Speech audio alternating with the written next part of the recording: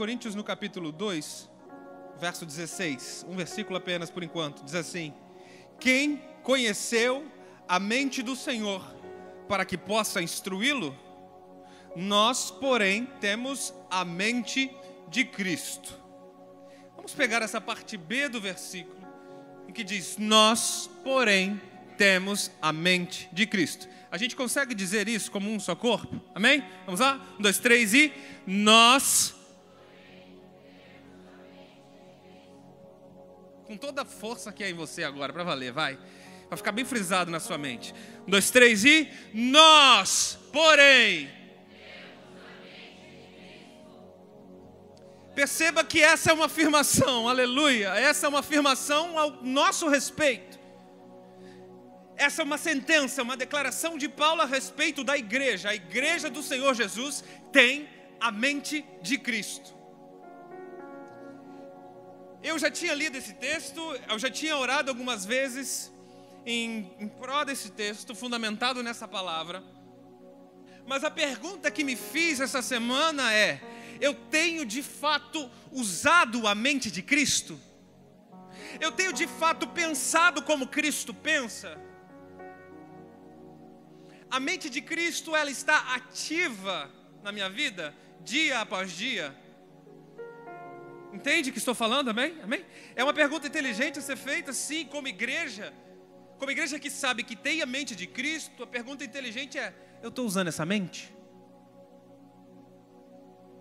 Porque é óbvio que a mente de Cristo é a mente mais poderosa que já existiu na Terra. Muitos acham que a mente de Albert Einstein foi a mente mais avançada de todos os seres humanos, mas preste atenção.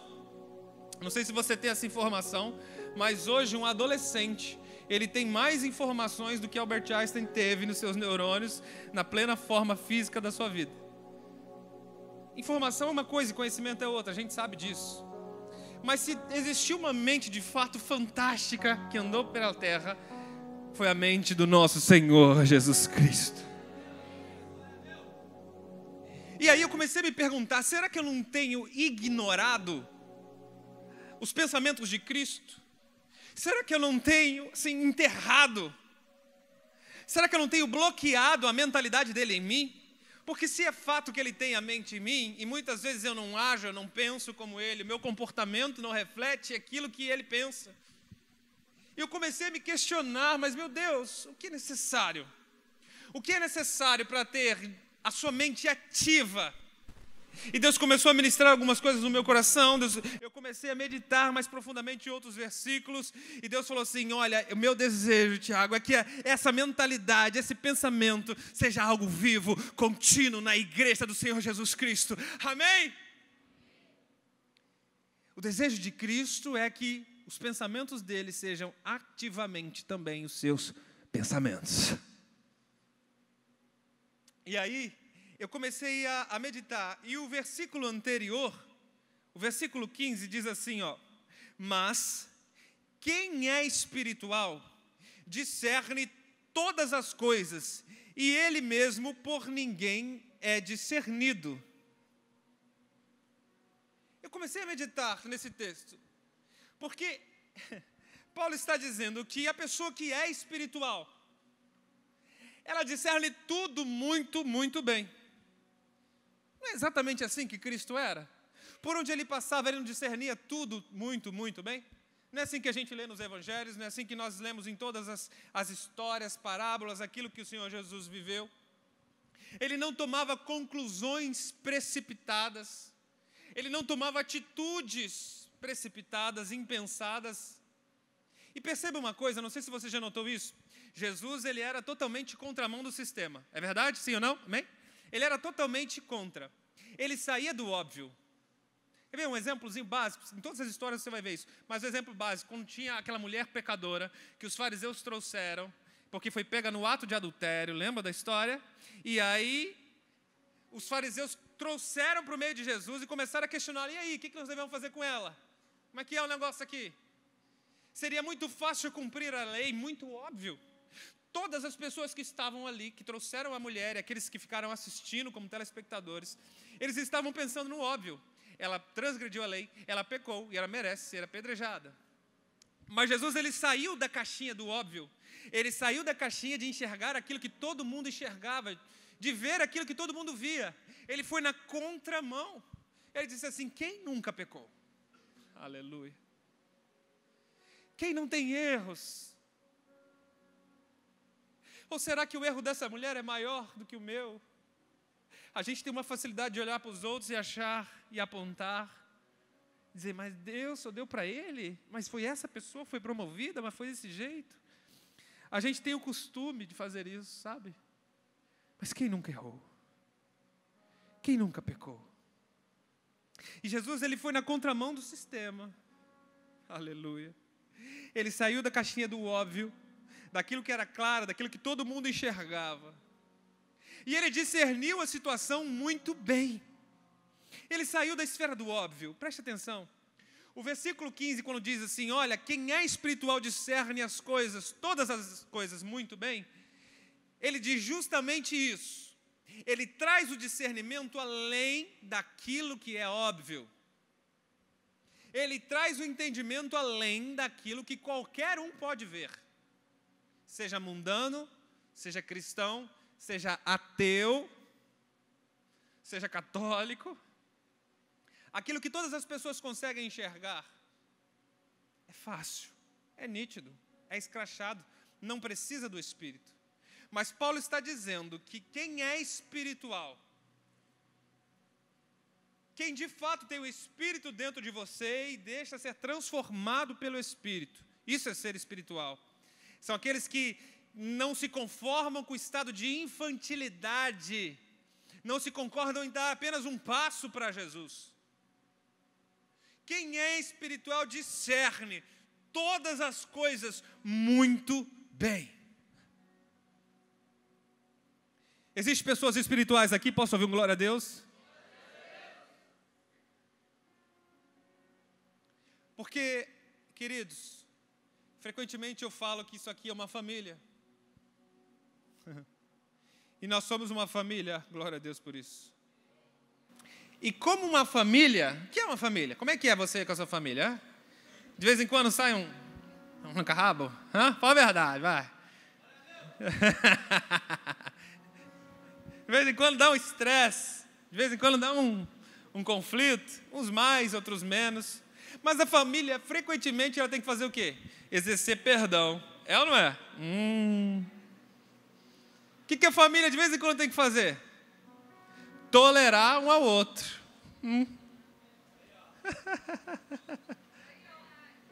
Deixa eu abrir um negócio aqui para vocês, bem pessoal. Quando eu oro, de vez em quando eu oro Pai Nosso, e eu oro Pai Nosso, de fato, muitas vezes, quase todo dia. Eu falo com Deus, Deus, pão nosso, o pão que eu preciso hoje, o alimento do céu desce sobre mim, eu preciso desse pão. E eu vou assim, sabe, desenrolando ali em cima do Pai Nosso. Ai, como eu preciso desse pão, meu Deus, derrama esse pão hoje. Eu estou esperando esse pão, sem esse pão eu não vou conseguir viver. Eu não tenho sustento para minha alma, para o meu espírito, se eu não tiver o pão. Eu vou pregar sobre o Pai Nosso, dá vontade. Mas de vez em quando eu oro sobre o Pai Nosso, eu chego naquela parte assim, perdoai as minhas ofensas. Em algumas versões tem dívidas, né? De vez em quando eu paro nesse ponto aí, porque eu não sei se você faz isso, se você realmente pensa naquilo que você está falando com Deus, mas eu penso, e é muito sério essa parte. Você diz assim, perdoai as minhas ofensas assim como eu perdoo. E todas as vezes que eu vou falar isso, eu penso, meu Deus, será que eu estou perdoando? Será que eu não tenho nada aqui contra ninguém, não? Meu Deus, teve um negócio ali, semana passada, ontem, E aí, eu fico calculando. E eu vou aqui abrir um negócio para vocês. Olha só que interessante. A maioria das vezes que eu preciso lançar perdão, graças a Deus por isso, porque a gente não tem inimigos. Nosso inimigo, ele já foi vencido da cruz do Calvário, amém? Aleluia! A gente não tem inimigo para ficar assim, perdoa lá meu inimigo. Eu não tenho inimigo não, irmão, graças a Deus. Aí eu fiquei pensando, perdoa a quem me tem ofendido. Adivinha quem que eu penso de vez em quando? Adivinha?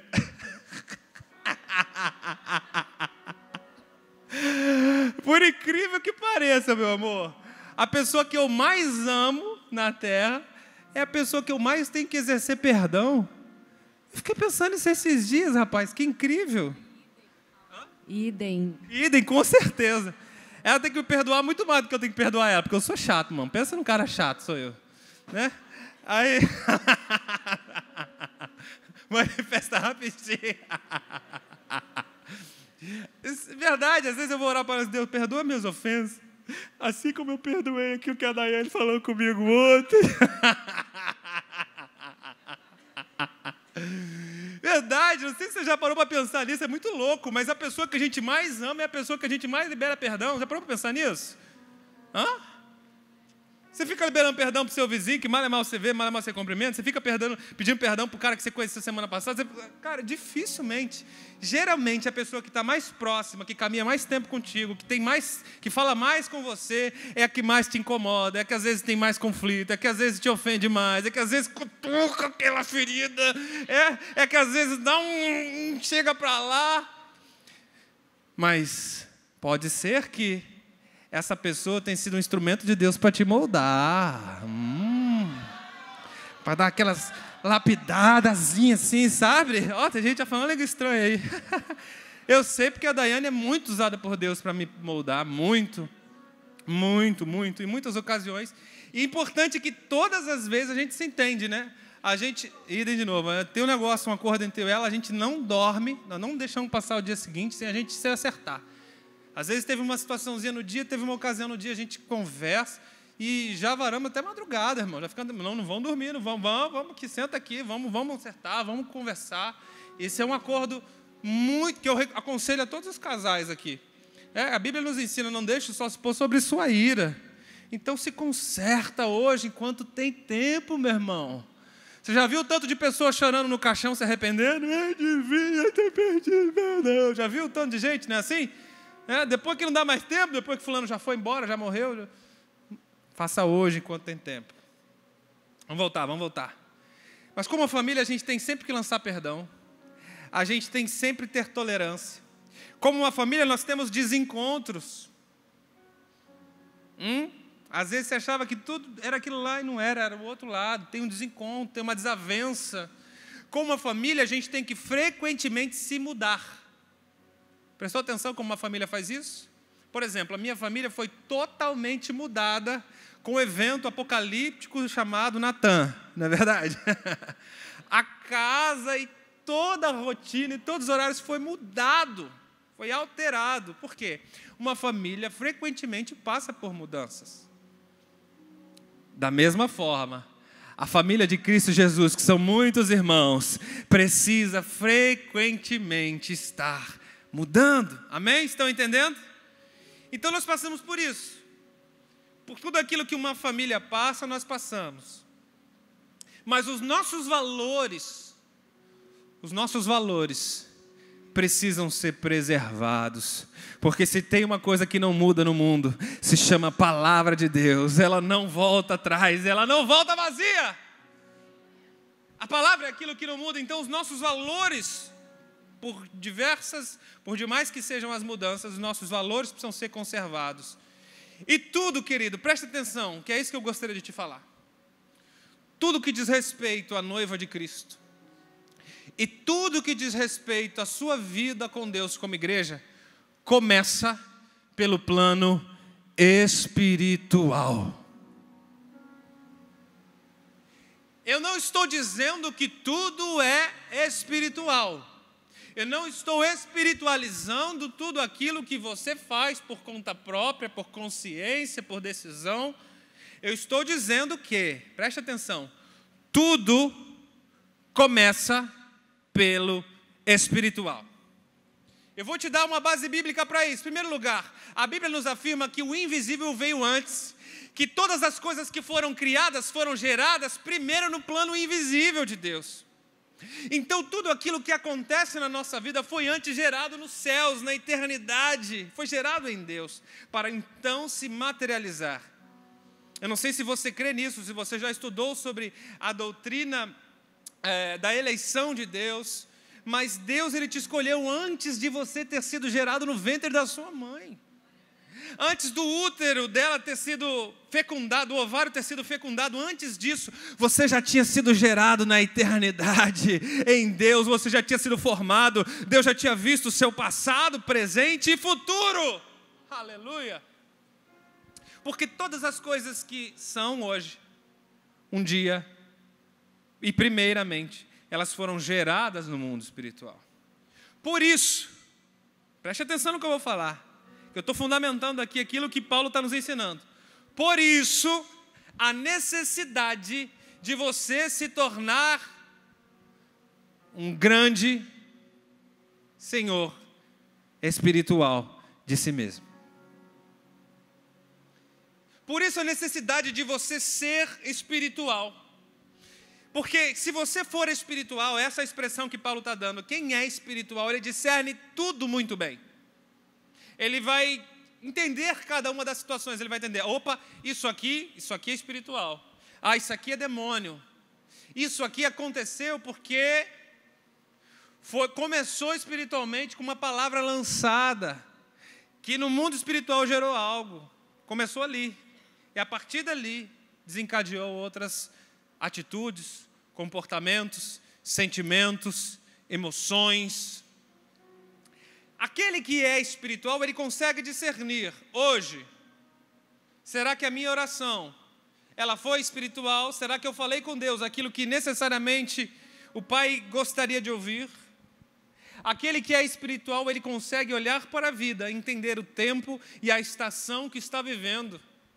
Ele consegue olhar para si e entender, eu estou passando por esse momento, porque Deus quer, porque Deus me disse, está aqui. Ele já disse na sua palavra aquilo que eu ia passar, ele já disse o momento que eu ia viver, ele já disse de que forma eu posso cooperar com a igreja, com essa experiência. Aquele que é espiritual, ele consegue discernir tudo muito bem. E incrível, preste atenção, aqueles que nos conhecem há mais tempo sabem que a gente não tem o costume de espiritualizar muitas coisas. Mas é incrível que a pessoa que é espiritual, madura no Espírito em Deus, ela consegue entender algumas decisões importantes que ela tem que tomar. Preste atenção, todos nós temos decisões importantes a tomar. Talvez hoje, talvez essa semana, talvez na segunda-feira você tenha uma grande decisão que pode impactar toda a sua vida. Pessoas escolhendo por emprego, por trabalho, por abrir ou não empresa, abrir ou não negócio, desfazer um contrato ou não, por desenvolver aliança com determinada pessoa ou não, namoro, casamento. Será que essa é uma decisão importante? Por que você de fato não está conseguindo enxergar se é essa pessoa que Deus tem para você? Porque de fato você não consegue ver o indivíduo e ter o discernimento espiritual. Porque, meu irmão, presta atenção, o que é discernimento espiritual? É você enxergar as coisas sobre a ótica de Deus. Diante de Deus todas as coisas são. Deus já viu o seu futuro. Deus já viu a geração que vem depois de você, se é que vai vir. Deus já viu o antes e o depois. Ou seja, discernir espiritualmente as coisas é enxergar sobre a ótica divina. Será que é tão difícil assim? Você enxergar uma pessoa e entender e saber, pô, essa foi a pessoa que Deus escolheu para mim. Esse é o emprego. Esse é o trabalho, esse é o ramo, essa é a faculdade que eu deveria escolher. Decisões que são importantes, mas que se olharmos sobre a ótica do Espírito, nós vamos saber o que de fato é para nós. E vai diminuir os erros. Obviamente que vai diminuir as decisões erradas. Se tem um dom que eu pedi desde a minha adolescência, foi o dom do discernimento de espíritos. E desde a minha adolescência eu fui abençoado, agraciado por esse dom. E muitos fatos na minha vida, e muitas pessoas, em muitas situações eu consigo discernir pela graça e misericórdia de Deus. E quando eu na minha juventude, na minha adolescência, eu ia namorar. Às vezes eu tentava me relacionar com algumas meninas e antes mesmo de tomar a decisão do namoro, eu já sabia que não era para mim. Com 2, 3 conversas eu já sabia, eu já estava enxergando 1 ano, 10 anos, 20 anos depois. porque eu ficava tentando olhar aquilo sobre a ótica espiritual e sobre a ótica pessoal também. Será que eu consigo tolerar isso aqui? Será que esse gênio, esse caráter, será que esse valor que essa pessoa carrega, isso não vai gerar conflito comigo? Ou seja, eu consegui me projetar no futuro diante de uma pessoa. E essa máxima e esse dom de discernir, eu carrego para a vida. Já teve tantas e tantas situações, né? De pessoas que eu e a Daiane conhecemos, pessoas que até passaram pela igreja, de situações. Geralmente, quando eu atendo uma pessoa, eu consigo ter um discernimento em 5, 10 minutos, no máximo, com algumas perguntas, com um olhar, olho no olho. A gente sabe que existe o dom de discernir espíritos, diz a Bíblia. Mas não é sobre o dom que eu estou falando. Não é sobre o dom que o apóstolo Paulo disse. Paulo disse assim: aquele que é espiritual, ele discerne tudo muito bem. Aleluia. Vai além de discernir o espírito, aquilo que está por trás de uma fala, aquilo que está por trás de um sentimento, aquilo que está por trás de um dom. Sabia disso? Tem muitas pessoas que têm o dom, mas não têm caráter. Tem muitas pessoas que têm habilidade, mas não têm a essência de Cristo nele. Por isso eu te aconselho, peça a Deus. A intenção de Deus é liberar os seus dons, porque os dons são para a edificação do corpo, aleluia. Peça a Deus o dom de discernir espíritos. Mas aquilo que o Senhor quer te mostrar hoje, esta noite, a partir desse momento, é que Ele já te deu a capacidade de discernir o mundo inteiro muito bem. Sabe o que é o mundo inteiro? São as suas decisões. As suas decisões diárias, as suas decisões que envolvem a sua emoção, seu futuro, seja profissional, seja financeiro, seja seu futuro matrimonial. Ou seja, o Espírito, ele quer que você tenha esse discernimento das coisas e discernir muito, muito, muito bem. É óbvio que esse discernimento, ele passa pela mente de Cristo. Cristo sempre agia de forma inusitada. Ele saiu da grande tarde de milagres, de multiplicação de pães, da qual ele ficou horas e horas pregando sobre o reino de Deus.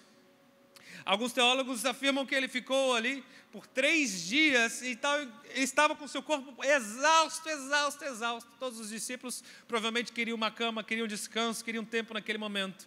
Pois ele deixou aquele momento. Diz a Bíblia que ele se afastou de todos e subiu ao monte para orar. Meu irmão, você sabe o que é isso? Isso é discernimento espiritual. Por mais que o teu corpo está clamando descanso, o teu espírito está dizendo outra coisa. Vai na contramão daquilo que é óbvio, daquilo que é lógico, daquilo que uma criança consegue notar. Está entendendo o que eu estou falando? Amém? Amém? E nós precisamos ter esse discernimento que muitas coisas que acontecem na nossa vida começa por uma semente espiritual. Seja uma semente para o bem ou seja uma semente para o mal. Tudo começa no Espírito. Olha o que diz o versículo 10. Vamos ler, versículo 10. Mas Deus o revelou a nós por meio do Espírito. 1 Coríntios, capítulo 2, verso 10. Diz que Deus nos revelou por meio do Espírito. O Espírito sonda todas as coisas, até mesmo as coisas mais profundas de Deus. Aleluia. Mano, eu já chapei tanto aqui lendo esse texto, você não faz ideia. Cara, o Espírito sonda as entranhas, as profundezas de Deus. Você tem noção que esse Espírito que ele passa, ele sonda? Sabe o que sonda? É fazer uma análise. Ele esquadrinha, ele faz uma análise. Esse mesmo Espírito que esquadrinha as entranhas do nosso Deus é o mesmo Espírito que habita em você. Tem noção? Tem noção do que é isso?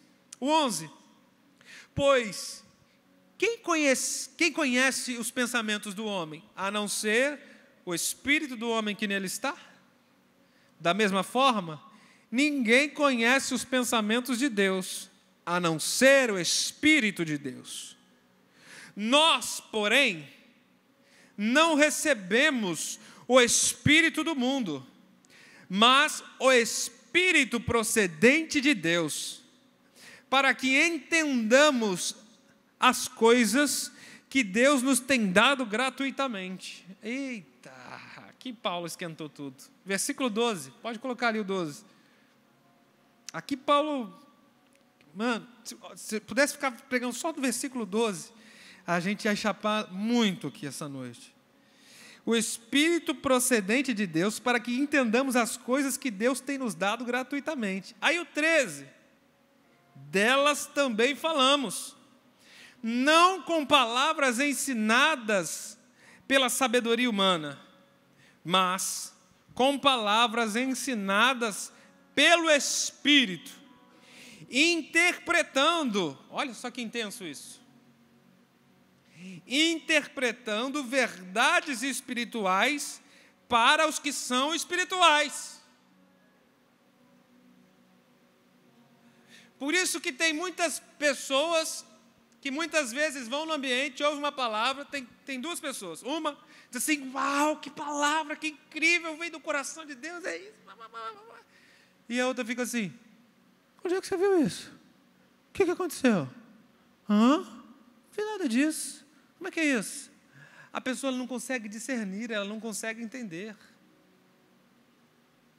E perceba que, eu vou usar aqui o adjetivo que Paulo está usando, ele está chamando de espiritual. Pessoas espirituais. Ser espiritual é um adjetivo, é uma qualificação. Por quê? Preste atenção. Porque hoje, você pode ser um grande homem ou uma grande mulher espiritual. E amanhã você pode sair desse lugar. Você pode chutar o balde e pode se tornar uma pessoa carnal. Pode se tornar uma pessoa infantil. Diversos versículos que podem comprovar isso. Mas um dos que mais me chama a atenção é quando Pedro diz que as pessoas que caem da graça, que saem da presença de Deus, é como se elas estivessem crucificando novamente o Cristo. É como se elas estivessem pendurando Jesus na cruz de novo, anulando aquilo que ele fez. E o pior de tudo, aquilo que é mais nojento, é como se o cachorro vomitasse e lambesse depois o próprio vômito. Asqueroso, né? Paulo usou esse exemplo tão nojento para dizer como as pessoas espiritualmente são aquelas que saem debaixo da graça de Deus e se tornam carnais. Aquelas que regridem, que caem da graça, que saem, se afastam, não reconhecendo aquilo que Cristo fez por nós. E está totalmente no contexto de Paulo, porque Paulo diz que o Espírito nos foi dado para entender aquilo que Cristo fez por nós, aquilo que nos foi cedido gratuitamente. Aí pega lá, vem. Do versículo 13, delas também falamos, não com palavras ensinadas pela sabedoria humana, mas com palavras ensinadas pelo Espírito, interpretando verdades espirituais para os que são espirituais. Quem não tem o Espírito não aceita as coisas que vêm do Espírito de Deus, pois lhe parecem loucura, e não é capaz de entendê-las, porque elas são discernidas espiritualmente. Eita, meu Deus! Porque as coisas de Deus, elas são discernidas no plano espiritual. Preste atenção, por isso que espiritualmente é muito importante você ter esse discernimento. Tem certas coisas que acontecem na sua vida que são movidas pelo espiritual. Volto a frisar, eu não estou falando que tudo que acontece na sua vida é por causa espiritual, meu filho. Mas tudo começa no plano espiritual. E eu não sei como você chegou aqui essa noite, eu não sei como tem sido o seu comportamento em 2018. Mas eu quero dizer que você, nesse momento, é fruto de algo espiritual que aconteceu na sua vida. Aleluia. Nós estamos passando, aliás, por uma grande tempestade no país, não é verdade? Essa crise, greve dos caminhoneiros e tudo mais. Uma desgraça sem tamanho. E eu falei com uma pessoa que mora no exterior. A gente estava falando sobre o que está acontecendo no Brasil e ela falou, cara, nós precisamos orar pelo Brasil. E eu falei com essa pessoa assim, olha, nós precisamos orar da forma certa pelo Brasil. Esse é o discernimento que eu tenho. Que muita coisa que está acontecendo no Brasil é fruto daquilo que foi plantado lá atrás. E eu vou te dizer um negócio, o Brasil está passando agora por algo que já foi predito por alguns profetas, que disseram que Deus ia trazer um conserto para a nação, que Deus ia trazer um conserto para o Brasil. Eu te pergunto, conserto é uma coisa fácil? Passar por um processo de conserto é uma coisa legal, saudável, tranquila, fácil, suave? Ou seja, se nós estamos passando por esse processo de conserto, que já vem de alguns anos, com a Lava Jato, com o Mensalão, com tudo isso, a gente está passando por um processo em Deus, e eu acredito que sim, que Deus está peneirando. Então nós temos que orar da forma correta diante de Deus. Sabe qual tem sido a minha oração, queridos? Eu tenho orado assim: Deus, preserva a tua igreja. Deus, preserva os teus filhos debaixo das tuas asas. Senhor, a nossa embaixada é outra, meu Deus, nossa nação é outra. Nós estamos aqui na terra, no Brasil, como embaixadores. Preserva a minha casa, preserva a minha família, preserva a tua igreja. Porque o nosso reino, a nossa nação não é daqui, é de outro lugar. E como embaixadores, quem te sustenta é a tua pátria. Quem te sustenta é a tua nação de origem, é a tua terra natal. A nossa origem e o nosso destino é a eternidade em Cristo. E a minha oração tem sido essa: Senhor, faz o que o Senhor tem que fazer com o Brasil, mas preserva a tua igreja. Preserva a minha casa, preserva a minha família e preserva a tua igreja. Nos mantém seguros em todos os aspectos. Nos mantém debaixo de suas asas, bem seguro em todos os aspectos.